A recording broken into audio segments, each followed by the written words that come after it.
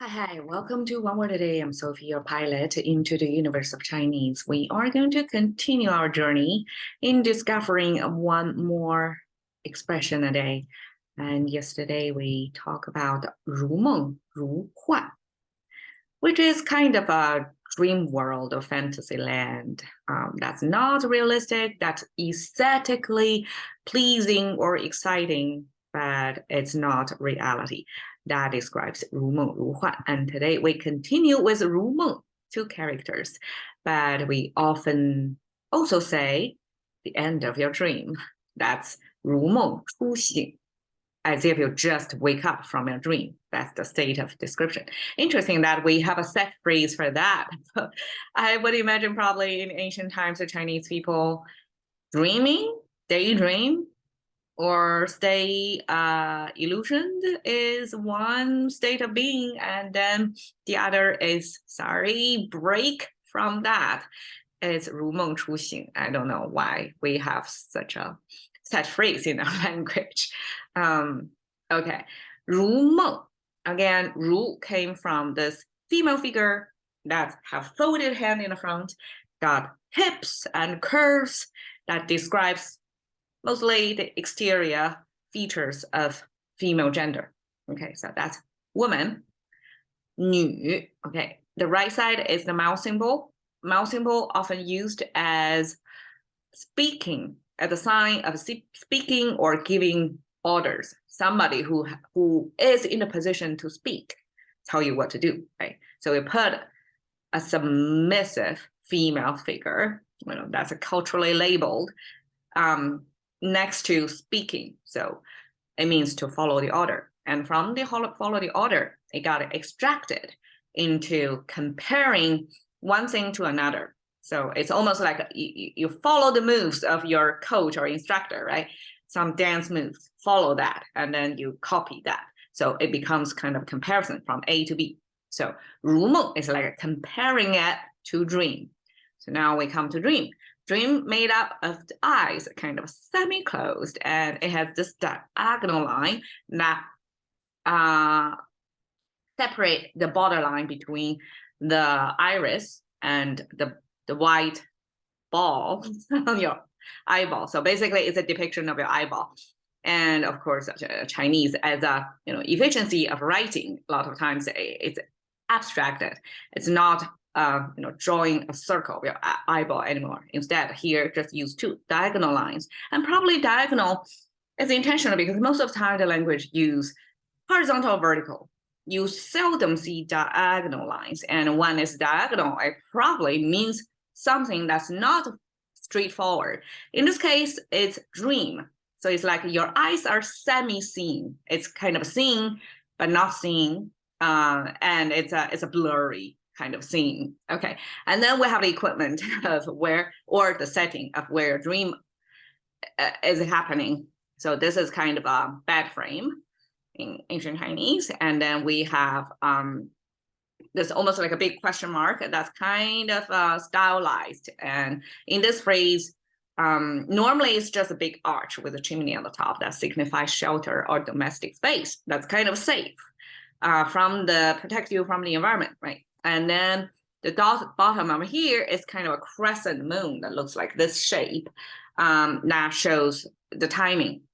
It's sometime when the moon is up there. So we often also in English associate dream with moonlit timing, right? So that's the time, that's the space, and occurred with in bed. And that's when the time your eyes start to see things that's not real happening, but it's in your brain, basically. So that's the ancient conception of what happens in a dream, like what settings that dream would happen.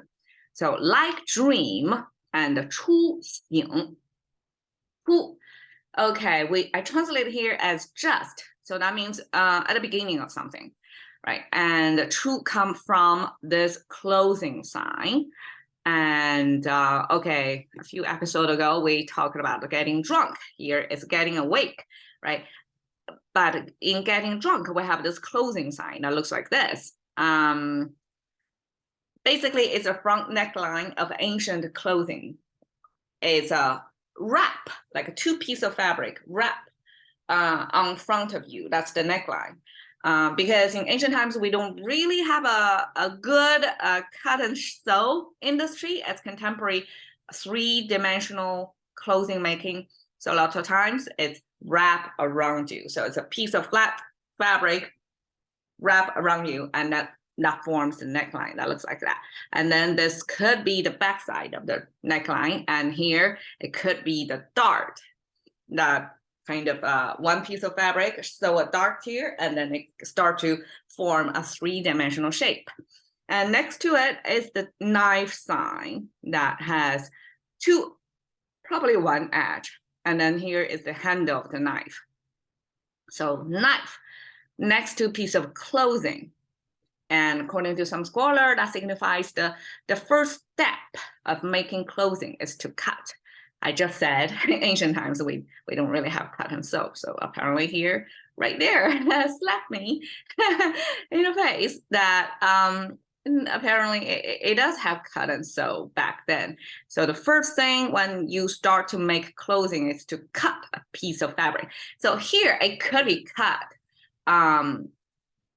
It's different from the cut and sew in today's world, because that's a very specialized 2D into 3D clothes making that involves with pattern making and cut sew, like creating darts and creases, all that kind of dimensional formation or dimensional changing from 2D to 3D. Ancient times, that cut and sew could simply be measure your body length and then cut the bigger piece of yarn into a smaller that's kind of fit for your height. So I'm just guessing there. Okay, and true, it means true because the cutting is the first step before you can make a piece of garment.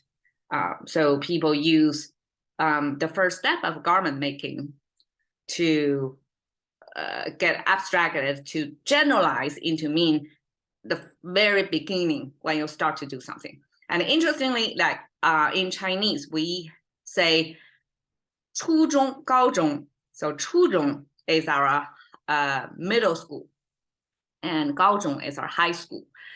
So 初中 paired with middle. So 中 is our middle. We have two middles. One is the 初中, it's like the beginner level of middle school. And then we have 高中, it's like higher level of middle school. So this is the word that signifies the beginning, I guess the higher learning, the beginning of the middle level of learning. Okay, 醒. So we have this bottle, wine bottle looking thing. That's a container with a plug here, and then the wine, whatever left over in there. So this whole thing visualize the jar of alcohol in there. And the right side, we have the sun symbol, which is kind of like a circle, as circular as possible as a language, written language, right? And then with horizontal line, the horizontal line is the energy. So it's not a blank space holder or a blank sphere, because we only have a 2D space here. And here when we draw a circle in our projected to our 3D world, that would be a sphere, right? So in the sphere, it's not a blank one. There is a horizontal line in there that signifies the energy emitting from that sphere. So that symbol we use as solar or the sun. And interestingly, Chinese associate sun with stars somehow. So I guess in ancient times, whoever look at the sky, stare at the night sky long enough, associate the stars actually is a type of sun and it's distance far away. And so we have the sun symbol to describe the star. The bottom, which is a sound maker, but also means life, the beginning of life or life force, that comes with this kind of a trident structure. That's our plant symbol. And then we have two layers of horizontal lines. The first line is the ground level. The second line is the indicator to show that's where we're talking about, which is at the very end of the root of the plant. So the plant plugging into the ground, right? Underground, that is the root of a plant. And when we point to the very end of the root, that means that's the surroundings, the material that's below or next to the root. It's not the plant that we're talking about. We're talking about the environment the plant grows from, which is the soil. And the soil plus the plant itself, that means the plant is still deeply rooted in the soil. It's still living. So we use that symbol as life. And from life plus the sun, somehow it becomes the stars. I don't know if ancient language creators actually view the sun like the faraway suns, which are stars, are a possible environment to life forms, just like on Earth. I don't know if they realize that, but if they do, applause. Okay, so the star in the right side plus the wine bottle symbol somehow becomes awakened, because my understanding is that's the end of drinking, which is awake from the drunk state. So after some, I guess I'm not sure about the hangover part, but it's after drinking, then the sun rises, life continues, right? That's the state of, okay, you have to switch back to normal. You have to be functional human being again, out of the influence of alcohol there. So that's the depiction of what it means to be awake. But of course, when we pair it with dream, it not necessarily mean alcohol-induced sleep, but it's your regular sleep that associated with dream. So we're talking about actually wake from the dream. And the rule is a depiction of this whole process of you just awake from the dream. And that's the moment this phrase is talking or is describing about. It's talking about the moment you just wake up from the dream. I'm okay. I guess as my faithful audience, a lot of times I ever since I started doing this 1 word a day, I start to think more about the language and to think about more of language, applying it to my life, right? So think about how you feel when you wake up from dream. Is there a kind of a split second moment when you're kind of you're still part of your conscious still in the dream, in the continuation of what's happening in the dream, but part of your consciousness already get back to reality, and then you are kind of straddled between two worlds at the same time. And that's the moment, that's the depiction of what this is about. It's like you just all of a sudden wake from your dream, your REM sleep.